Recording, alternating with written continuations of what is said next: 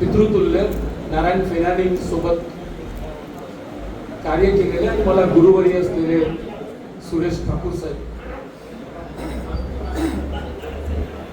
आणि या ठिकाणी लढाईला जमलेल्या माझ्या मित्रांनो, प्रत्येक लढ्याला एक आपण मेंढर नाहीये, त्याच्यामुळं मेंढरासारखी धडक मारणं हे आपलं काम नाही, पण एक विशिष्ट भूमिका घेऊन आपण लढायला उतरत असतो आणि ती विशिष्ट भूमिका काय आहे ज्याच्यासाठी आपण लढत आहोत ती सुद्धा प्रत्येक माणसाच्या मनामध्ये जर स्पष्ट असेल तर लढाईला अधिक धार येते. तर मी कशासाठी लढतोय हे जर मला माहित असेल तर मला माहित असतं की ते मिळाल्याशिवाय मला मागे यायचं नाही. बरोबर आहे ना? त्याच्यामुळे आपण नेमकं कशासाठी लढतो आहोत. बेस्ट संयुक्त कामगार कृती समितीची एक 10 दिवसापूर्वी जेव्हा पहिली बैठक झाली होती, त्या बैठकीमध्ये मी माझ्या भावना व्यक्त करताना मी असं म्हटलं होतं की आपल्यामध्ये ट्रान्सपरन्सी असली पाहिजे. म्हणजे काय की आपण कशासाठी लढतो आहोत ते सुद्धा आपल्याला स्पष्ट असलं पाहिजे. लढ्याचा निर्णय सुद्धा कामगारांनीच घेतला पाहिजे आणि जिथे लढा संपवायचा असेल, विजयोत्सव साजरा करायचा असेल, तो सुद्धा निर्णय कामगारांनी त्यांच्या सभेमध्येच घेतला. हे तुमच्या माझ्यामधलं कॉन्ट्रॅक्ट आहे, वचन आहे की मी तुमच्या समोर आल्याशिवाय कोणताही निर्णय घेणार नाही. कारण बंद दरवाजा आड जे काही घडतं ते सगळं ईच अँड एव्हरीवन आपल्याला जाणून घेण्याचा अधिकार आहे आणि असला पाहिजे. कारण या सगळ्या लढ्यामध्ये मी माझी रोजीरोटी पणाला लावतोय. लावतो ना आपण? उद्या जर ऍक्शन झाली तर फक्त नेत्यांवरती होणार का, की प्रत्येक कामगारावरती पडणार. त्याच्यामुळं कृती समितीच्या वतीनं ही सगळी भूमिका एकंदर काय आहे आणि कशा पद्धतीनं आहे ते मांडण्याची मी जबाबदारी स्वीकारून तुमच्याशी एक 5 मिनिटं फक्त बोलतो. एक सगळ्यात महत्वाची गोष्ट जी आपल्याला लक्षात घेतली पाहिजे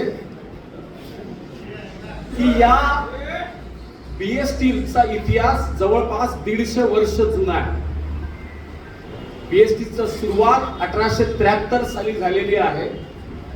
आजचं राजकीय नेतृत्व किंवा अंमलदार म्हणजे IAS ऑफिसर्स ज्या पद्धतीनं बीएसटीचं म्हणजे हे भिकारी जसे काही आहेत अशी जी वर्तणूक करतात तो आमचा इतिहास नाही आहे.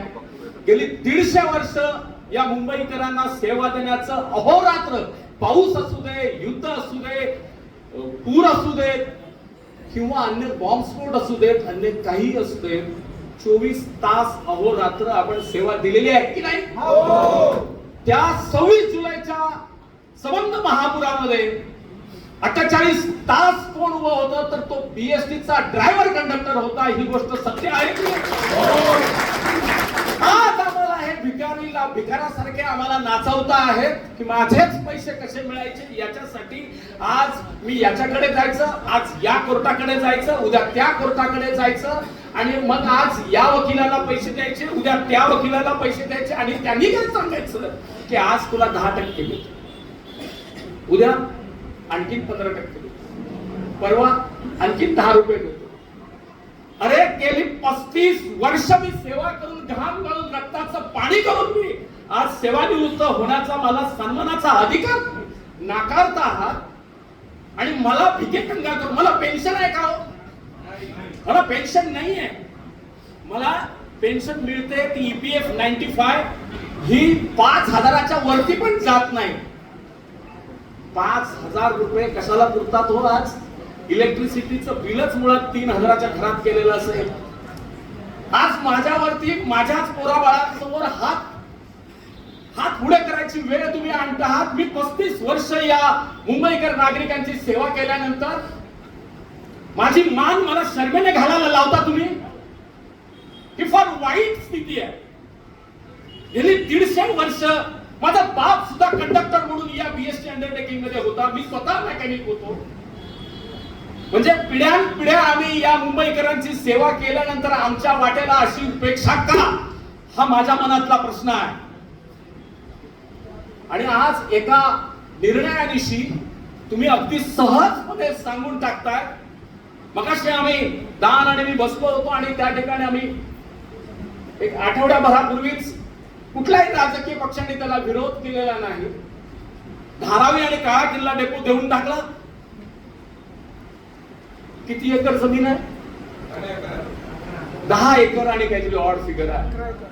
पण मुंबईतली मार्केट व्हॅल्यू काय आहे त्या जागेची? 25,000 कोटीच्या घरात आहे. 25,000 कोटीच्या घरात आहे. आणि अदानीने अंबानीने काय दिलं हे बीएसटी कमिटीने जाहीर केलं काय? त्या 25,000 कोटीमध्ये रिटायरमेंटची पण देणी जाऊन झाली असती. त्या 25,000 कोटीमध्ये सगळ्यांचा वेतन करारही झाला असता. आणि हे सगळे वेटलीच कामगार सुद्धा त्यांना समान कामाला समान वेतनही मिळालं असतं. आणि अशा पद्धतीने जर तुम्ही केलं असतं तर हे परमनंट सुद्धा होऊ शकले असते. पण यांच्या मनामध्ये ही व्यवस्था चालवायचीच नाहीये. गेली 150 वर्षाची ही व्यवस्था या मुंबईकर नागरिकांनी, त्या काळात ब्रिटिश गव्हर्नमेंट असेल पण त्यांच्या सोबत या मुंबईतले प्रतिष्ठित नागरिक सुद्धा त्याच्यामध्ये सहभागी होते. आणि त्यांनी ही बीएसटी कंपनी 1947 ला विकत घेतली. महापालिकेने विकत घेतली. काय अटीवरती घेतली? त्यावेळेला बेस्ट वर्कर्स युनियन होती आणि अबिद अली जाफर भाई त्या संघटनेचे नेते होते, जे पुढे भारताचे कामगार मंत्री सुद्धा, उपकामगार मंत्री, राज्य कामगार मंत्री म्हणतात ते झाले. त्यांनी निगोशिएशन केलं होतं आणि त्यावेळेला महापालिकेने लिहून दिलेलं आहे की येणारा सगळा जी काही आम्ही कंपनी, बीएसटी कंपनी, खाजगी कंपनी विकत घेतो आहोत 9,42,00,000 त्याच्यामध्ये हे सगळे कामगार महापालिकेचे कामगार म्हणून असतील आणि त्या महापालिकेची जबाबदारी संपूर्णपणे महापालिकेची असेल असं 1947 सालीच लिहून दिलेलं आहे. यांना विसर पडलाय त्याचा, की बीएसटी चालवणाऱ्या अंमलदारांना सुद्धा त्याचा विसर पडलेला आहे आणि बीएसटी चालवणाऱ्या राजकीय निर्णय करणाऱ्या लोकांना सुद्धा त्याचा विसर पडलेला आहे. मी कोणावरती वैयक्तिक टीका टिप्पणी करणार नाही, पण वस्तुस्थितीचं भान ठेवा ना. वस्तुस्थितीचं भान ठेवा. 2006 ची हा खोटा प्रचार चालवलेला आहे. संपूर्णतः खोटा प्रचार आहे. आम्ही तो ऐकूनच घ्यायला तयार नाही की बीएसटी खोट्यामध्ये आहे. बिलकुल नाही मित्रांनो. टीसीएस चा रिपोर्ट आहे, 2002 चा टीसीएस चा रिपोर्ट आहे. काय सांगतं? टाटा इन्स्टिट्यूट वर्ल्ड बँकेला रिपोर्ट सादर केलेला आहे आणि सांगतं की जगाच्या पाठीवर असा भांडवलदार नाही, अशी कंपनी नाही. तुम्हाला माहिती आहे प्रत्येक कंपन्यांमध्ये शेअर्स असतात. बीएसटी ला शेअर्स आहेत का? नाही. बीएसटी ला शेअर्स नाही. बीएसटी ला राज्य सरकारने भांडवल दिलंय का? नाही. महापालिकेने दिलंय का? नाही दिलं. हे भांडवल कोणीही दिलेलं नाही. बीएसटीने स्वतः काटकसर करून ही बीएसटी एका डेपोची 7 ऑगस्ट 1947 ला फक्त कुलाबा डेपो होता. त्याचे 26 डेपो बीएसटीने स्वतःच्या हिमतीवरती आणि कामगारांच्या रक्तावरती उभे केलेले आहेत. त्यांच्या कापाची जी मालमत्ता नाहीये. 26 आगार आपण उभे केले. एकेकाळी 242 गाड्या होत्या, त्या 222 गाड्या 7 ऑगस्ट 1947 ला 2008 मध्ये 10 मध्ये 4600 पेक्षा जास्त आपला ग्राफ गेलेला होता. त्याला आज पुन्हा त्या 47 सालामध्ये नेऊन ठेवण्याचं काम या राज्यकर्त्यांनी केलेलं आहे. आज 250 गाड्या सुद्धा नाही. म्हणजे आपला प्रवास 222 गाड्यांनी सुरू होऊन तो पुन्हा त्याच फिगरवरती आपण येऊन पोहोचलेलो आहोत. ही वाताहत करण्याचं कारण काय? ही वाताहत करण्याचं कारण काय? त्या रिपोर्ट मध्येच त्यावेळेला 2006 ला सांगितलं होतं की बीएसटीने जे काही 1600 कोटीचं इन्व्हेस्टेड व्हॅल्यू आहे, इन्व्हेस्टेड व्हॅल्यू म्हणजे काय की माझ्या बापानं बीएसटी कॉलनी मध्ये गोरेगाव बेस नगरला 9000 मध्ये त्यावेळेला त्याला बीएसटी कडनं एक ओनरशिपची रूम देण्यात आली होती. 9000. त्याची आजची व्हॅल्यू किती? 90 लाख. 9000ला घेतली आणि हे 1600 कोटी हे इन्व्हेस्टेड व्हॅल्यू म्हणजे ते 9000, ते 90 लाख नाही. 365 एकर जमीन आज या बीएसटी कडे असेल तर त्या 365 एकरची मार्केट व्हॅल्यू किती त्याचं गणित लावा त्याला 50,000 आणि गुणा आणि मग ठरवा. 10 एकरची जमीन जेव्हा अदानीला दिली त्याची किंमतच जर 25,000 कोटी असेल तर 365 एकर कोटीची म्हणजे सगळं काही आहे. आणि ही सगळी कवडी मोलाने कोणाच्या तरी घशात घालायच्या या जमिनी आहेत. हे राजकारण या ठिकाणी चालवलेलं आहे. 2005 सालामध्ये एक इलेक्ट्रिसिटी ऍक्ट आला आणि या ऍक्टने विजेचे दर कोणी ठरवायचे हे ठरलं आणि ते एमईआरसी ला गेलं. एमईआरसी ने बीएसटीचं हित पाहिलं नाही. एमईआरसी ने बीएसटीचं हित पाहिलं नाही आणि त्यांनी अदानी अंबानीची सोय केली. परिणाम असा झाला की 2006 पासून 2019 पर्यंत 9,500 कोटीचा गॅप रेव्हेन्यू म्हणजे महसुलामधली तूट निर्माण झाली. ही कोणी भरून द्यायची? या सगळ्या काळामध्ये माझा प्रश्न आहे, ज्यांनी कोणी डिबेट करायचं असेल त्यांनी करावं की जर एखादा कारखाना आहे बीएसटीचा कारखाना, त्या बीएसटीच्या कारखान्याचा महाव्यवस्थापक आपण मालक समजूया आणि महानगरपालिका तिकिटांचे दर ठरवत असेल म्हणजे मी जी सेवा विकतो त्याचे दर जर महानगरपालिका ठरवत असेल आणि त्याच्या कारखान्यामध्ये काम करणाऱ्या सगळ्या कामगारांचं वेतन सुद्धा महापालिका ठरवत असेल म्हणजे सेवा विक्रीचं म्हणजे काय पैसे येणार हे सुद्धा महापालिका ठरवत असेल आणि काय खर्च होणार हे सुद्धा महापालिका ठरवत असेल तर 2019 पर्यंत 9,500 कोटीचं जे काही तूट निर्माण झाली त्याला जबाबदार कोण? महानगरपालिका किंवा त्यांच्या वतीनं महानगरपालिकेला जे निर्णय घ्यायला लावतात ते राज्य सरकार, युडी डिपार्टमेंट किंवा मुख्यमंत्री साहेब. म्हणजे तुम्हीच ही तूट निर्माण केलेली आहे. तुम्हीच ती वेटलीज आणलेली आहे. त्या वेटलीजच्या कामगारांच्या तर अतिशय हालत खराब आहे. त्या गाड्यांची दुर्दशा, किती रोज ऍक्सिडेंट होत आहेत तुम्ही बघता आहात. पण एक रोष कोण घेतं? केवळ वेटलीजचा कामगार घेत नाही, त्याच्याबरोबर परमनंट कामगार सुद्धा पब्लिकचा रोष आपल्या अंगावरती घेत असतं. पण त्याला कामगार जबाबदार आहेत का? डेपो मध्ये या वेटलीजच्या कंत्राटी गाड्यांचं काही मेंटेनन्स होतोय का? होत नाही. आणि तो होत नसताना त्याच्यासाठी मला जबाबदार धरलं जातं. हा तर माझ्यावरती सरासर मला फासावर लटकवण्याची भाषा होते. ही चांगली गोष्ट आहे. मी का म्हणून फासावर जायचं?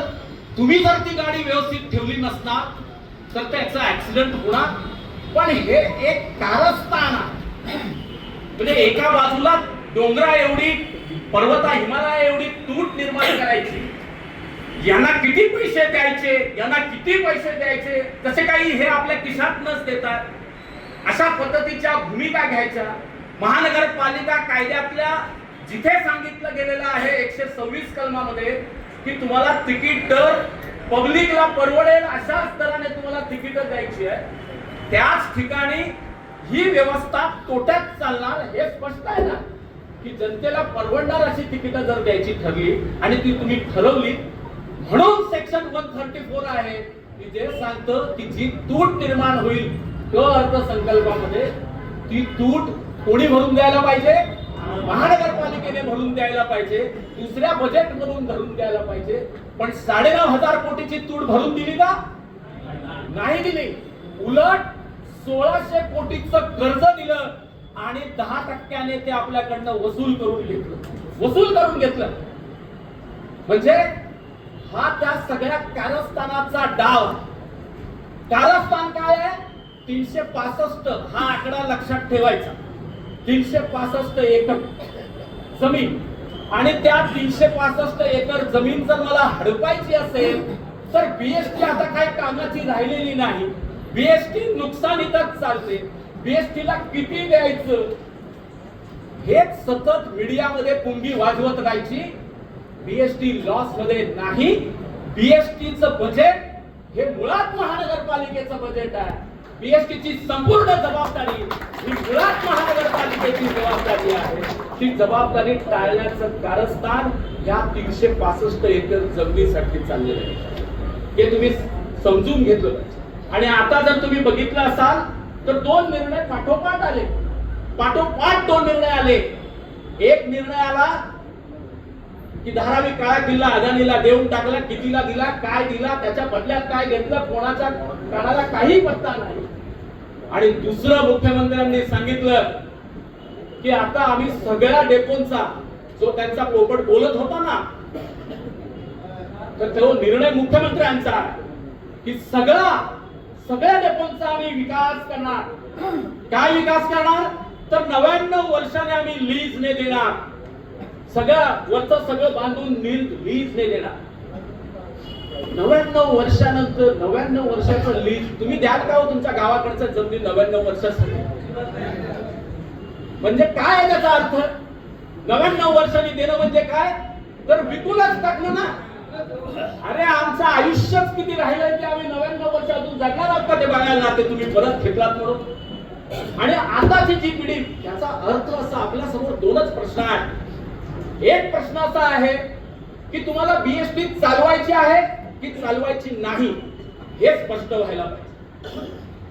त्यांचं असं झालेलं आहे की त्यांना बीएसटी चालवायची नाही, पण सांगायची हिम्मत सुद्धा नाही. म्हणून आज ज्या वेळेला यांनी संबंध महापालिकेच्या बीएसटीच्या जमिनी विकायचा निर्णय घेतलेला आहे त्यावेळेला आपल्या समोर प्रचंड अंधार उभा राहिलेला आहे. म्हणजे परमनंट कामगारांना वाटत असेल तर आम्ही कसे तरी सुटू, तर सुटणार नाही. 2022 पासून अजून लोकांचे पैसे द्यायचेच. जरी ते 24 पर्यंत देतो म्हणालेले असले तरी व्याजाचे पैसे शिल्लकच आहे.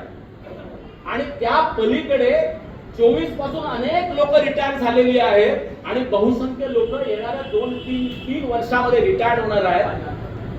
म्हणजे 2000. आणि त्या दिवशीच्या बैठकीत त्या मातोश्री म्हणाल्या, मातोश्रीच म्हणतो, बाई आहेत, त्यांना आई समानच मानलं पाहिजे आपल्याला शिकवलेला. त्या म्हणाल्या की पैसे असले तर आम्ही देऊ, पैसे आले तर आम्ही देऊ. आम्ही त्या ठिकाणी सांगितलं पैसे आले तर देऊ म्हणजे काय? तुम्ही असं सांगता का आम्हाला की आज जरा बरं वाटत असेल तर घरात काही चूल पेटली असेल तर कामावर जाऊ? तुम्ही आमच्याकडनं 8 तास काम करण्याच्या करताच ना. आज कोर्टात जाऊन सांगितलंच ना की बीएसटी अत्यावश्यक सेवा आहे, तुम्हाला घरी राहता येणार नाही. अरे ज्या ताकदीनं आणि ज्या ईर्षेनं तुम्ही सांगता की बीएसटी अत्यावश्यक सेवा आहे, तर तुम्ही हे सुद्धा सांगायला पाहिजे की त्यांचे पगार वेळेवर व्हायला पाहिजे. आज पगार कसे होतात? अर्धा चेकने, अर्धा गोंटा भरून घेऊन जा, गोडी भरून कॅश चिल्लर, आणि ती कुठल्या तरी दुकानदाराला द्या आणि मग त्याच्यातलं कॅश घ्या. ही आमची अवस्था आहे. तुमच्या प्रत्येक गोष्टीसाठी आम्ही उभे राहिलेलो आहे. या जनतेच्या सेवेसाठी जशा पद्धतीनं बॉर्डरवरती सैनिक उभा राहतो, कोणत्याही बिकट प्रसंगामध्ये, मुंबई शहरातल्या कोणत्याही बिकट प्रसंगामध्ये माझा खाकी वर्दीतला कामगार उभा राहतो. माझ्या वडिलांना हे असं, माझा कामगार, कुठला कारखान्यातला कामगार सकाळी 3 वाजता कामावरती जातो? कुठला कामगार सकाळी 3 वाजता उठतो? केवळ बीएसटीचा कामगार उठतो. तो 3 वाजता उठतो, 3 वाजता कामावर जातो, 4 वाजता जातो, 5 वाजता जातो, कधी रात्रीचा पण जातो. का वाटतंय ते तुम्ही कॉलिंग टाइम ठेवलेला आहे पण आम्ही पाळतो की नाही? आमच्या मनामध्ये एक सेवाभाव आहे. आणि या सगळ्या पार्श्वभूमीवर आपण एकंदर यांना सगळं डुबवायचं आहे.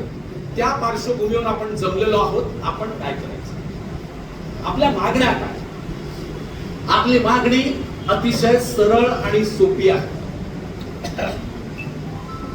माननीय उद्धव ठाकरेंच्या शिवसेनेने एक जाहीरनामा काढलेला होता की BST चा जो अर्थसंकल्प आहे, मुंबई महानगरपालिकेचा बेस्ट उपक्रमाशी संबंधित जो अर्थसंकल्प आहे, अर्थसंकल्प तो मुंबई महानगरपालिकेच्या अर्थसंकल्पामध्ये विलीन करा. जसं रेल्वेचा झाला केंद्रामध्ये, जसा रेल्वेने केला तसाच BST चा अर्थसंकल्प विलीन करा.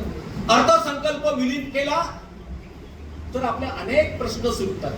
मुळात पहिल्यांदा आम्हाला भीक मागावी लागत नाही, पगार वेळेवरती होती, पगारवाढही होईल आणि एकंदर वेटलीज कामगारांचा परमनंट होण्याचा मार्ग. आज जे रडगाणं गातात की आमच्याकडे पैसेच नाहीत, आमच्याकडे पैसेच नाहीत म्हणून आम्हाला वेटलीज करावं लागतं, ते सगळं संपेल, ते सगळं संपेल. तो एक अतिशय महत्वाचा मुद्दा आहे. माझ्याकडे आणखीन सोल्युशन्स आहे. तुम्हाला राजकीय अडचण असेल आणि एकत्रित करायला, तुमची पूर्ण बंद होणार असतील तर ठेवा ना तुमची पूर्ण चालू. पूर्ण म्हणजे गायींना चरायला जे मोकाट ठेवलेलं असतं ते पूर्ण ठेवा चालू. पण मग BSTच्या कामगाराला महापालिकेच्या रोलवर घ्या ना, महापालिकेच्या रोलवर घ्या, म्हणजे आमचा पगार पाणी व्यवस्थित चालू होईल, आमच्या निवृत्त कामगारांची देणी बरोबर मिळतील, आमच्या वेटलीज कामगारांना समान कामाला समान वेतन मिळेल आणि पुढे परमनन्सीचा मार्ग मोकळा होईल. हे तर करता येऊ शकतं की नाही? तुम्हाला बजेट विलीन नाही करायचं, भरपूर काही करायचं आणि तेही नसेल करायचं, हे माझं सजेशन आहे ना. अजून संयुक्त कृती समितीने ते स्वीकारलेलं नाही, हे माझे सजेशन. तुम्हाला असंही करता येतं की UD डिपार्टमेंट आहे, अर्बन डेव्हलपमेंट डिपार्टमेंट राज्य शासनाचं, त्याने GR काढावा आणि सांगावं की यापुढे BSTच्या कामगारांची देणी देण्याचा, कामगारांचा पगार देण्याचा, BSTच्या बस गाड्या घेण्याचा ठराव मंजूर होऊन गेलेलेच आहेत तिकडे, पण तरी सुद्धा एक GR काढा आणि सांगा की हे सगळी संपूर्ण जबाबदारी ही मुंबई महानगरपालिकेची आहे. प्रश्न सगळे निकालात निघतात, आयुक्त प्रश्न विचारू शकणार नाहीत, पण हे सगळे प्रश्न, ही सगळी उत्तरं आपल्याला कधी मिळतील? आपण लढलो. ही बऱ्याच वक्त्यांनी इथे सांगितलं शेवटची आणि निर्णायक लढाई. काही कामगार संघटनांच्या भूमिका आहेत की या लढ्यात सहभागी व्हायचं नाही. मित्रांनो, युनियन क्षेत्रामध्ये आम्हाला जे नाव दिलं ते स्वर्गीय शरदराव आहे. मी तुम्हाला सांगतो, जर मी आज लढलो नाही तर माझा जो बाप कंडक्टर होता आणि 2019 ला गेला वरती, तो मला माफ करणार नाही. मी जर आज लढलो नाही तर तो माफ करणार नाही. आणि मला युनियन मध्ये सुद्धा पितृतुल्य असलेले शरदराव सुद्धा मला माफ करणार नाहीत. ते उदयला सुद्धा माफ करणार नाहीत, मला सुद्धा माफ करणार नाहीत, दानला सुद्धा माफ करणार नाहीत. कारण त्या माणसाने ही अशा भूमिका कधीच घेतल्या नसत्या. त्या माणसाने स्वतःहून आवाज दिला असता आणि त्याने हे सगळ्या कामगार संघटनांना एकत्र आणण्याचं मुळात विचारक शरदरावांनी केला 97 सालामध्ये. आणि तिथून कित्येक संप या BSTने पाहिले. आज दुर्दैवाची गोष्ट असू द्या, ज्याचा त्याचा रोल त्याने निभवावा, पण मला ते माफ करणार नाही म्हणून मी आज या ठिकाणी उभा आहे. माझा बाप मला माफ करणार नाही म्हणून मी या ठिकाणी उभा आहे. आणि कोणीतरी तंगड्या तोडायची भाषा केली.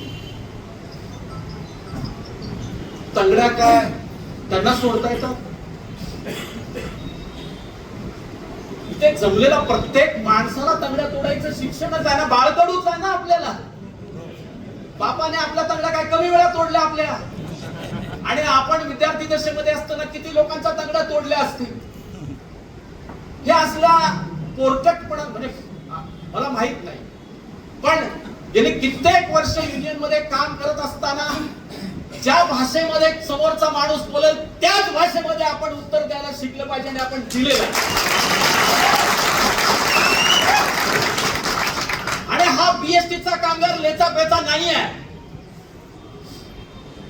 माझ्या गुरुने या ठिकाणी उल्लेख केला की 1973चा त्यावेळेला संप झालेला होता आणि बीएसटी कामगाराने 21 दिवसाचा कारावास भोगलेला होता. बोनस दिला नाही, पण 4 वर्ष ती लढाई चालली आणि 4 वर्षानंतर 73 पासून 76 पर्यंतचा संपूर्ण बोनस मिळवण्याचा लढा आपल्याला इतिहास वाचता. माझं आव्हान आहे, या भूमिका तुम्ही सगळ्यांपर्यंत पोहोचवायला पाहिजे. ही लढाई कशासाठी आहे ही भूमिका पोहोचवायला पाहिजे. या लढाईचं जोपर्यंत आपल्या हातात काही येत नाही तोपर्यंत आपण लढत राहिला पाहिजे. हे स्वतःला पण बिंबवायला पाहिजे आणि शेजारच्या कामगाराला, सहयोगी कामगारांवर पण बिंबवायला पाहिजे. आणि शेवटचा मुद्दा माझं असं म्हणणं आहे की माझ्या मनात काही जरी असेल, नेत्यांच्या मनात काही जरी असेल, तरी ही लढाई बीएसटीचा कामगार म्हणून माझी स्वतःची लढाई आहे, नेत्यांची लढाई नाही. ही लढाई बीएसटीच्या कामगारांची आहे. ही लढाई बीएसटी कामगारांच्या अस्तित्वाची आहे. याचा निर्णय तुम्ही घेणार की नाही हा माझा प्रश्न आहे. घेणार काय करायचं?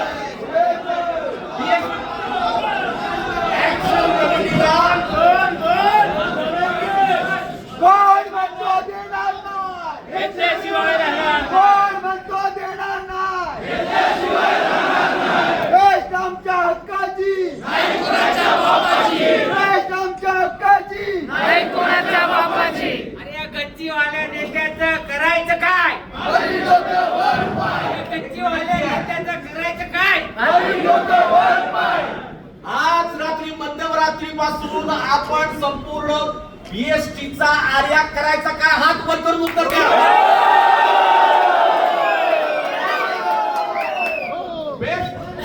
संयुक्त कामगार कृती समितीला माझं आव्हान आहे, या सभागृह तुम्हाला सांगता आहे, तुमची आता हिंमत आहे, तुम्ही या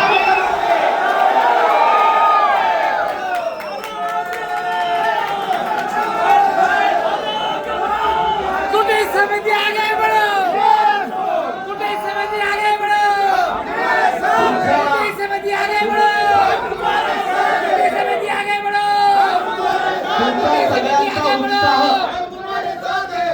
तुमचा सगळ्यांचा उत्साह पाहून मी भारावून गेलेलो आहे.